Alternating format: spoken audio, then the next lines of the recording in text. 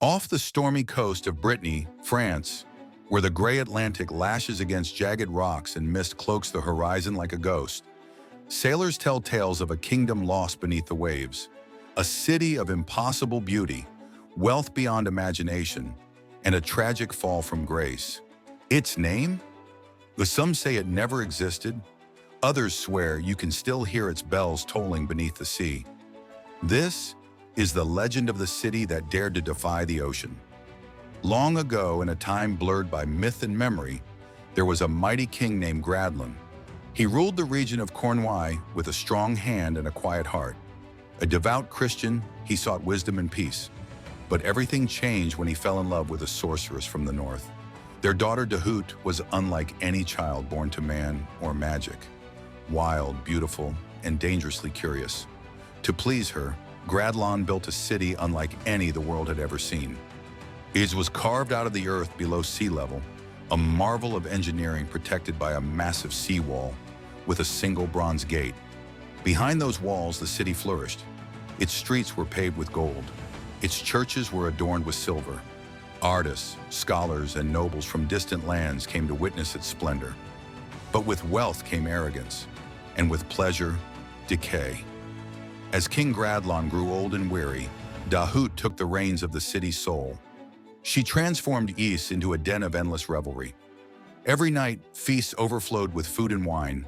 Masks covered the faces of revelers as music echoed into the dawn. Some say Dahut hosted orgies in the palace. Others whisper that she danced with the devil himself. The line between joy and sin disappeared, and the people followed her gladly. But the more Dahut indulged, the more darkness crept into the city. She took lovers without count, discarding them by sunrise. Many were never seen again. They say she would smother them in silk and toss their lifeless bodies into the sea. The once holy churches of Yais fell into silence. Priests fled. Even the winds seemed to shift, carrying with them a warning. One night, as the city drowned itself in another lavish festival, a rider in black arrived at the palace gates. He wore no crest, bore no name, but his presence silenced the room. Dahut, ever drawn to mystery, took him in. And that night the city changed forever.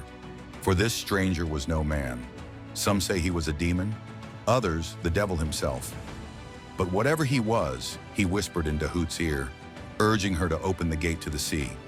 Drunk on desire and ambition, she crept into her father's chambers and stole the key from around his neck, a key that must never be used.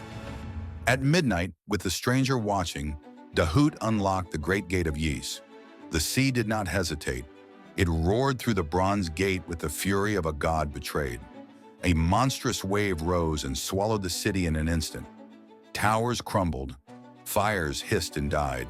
Thousands screamed, but no one escaped. The golden streets turned to rivers. The palaces shattered like glass. The city, its people, its glory, consumed. King Gradlon, awakened by the roar, fled on his legendary horse, Morvark, the mighty sea steed. Dahut clung to him, sobbing, begging for forgiveness. But the flood would not stop. As the waters chased them, a divine voice rang out. Some say it was Saint Windwillow, a protector of Brittany. If you do not cast off the demon, you too shall perish.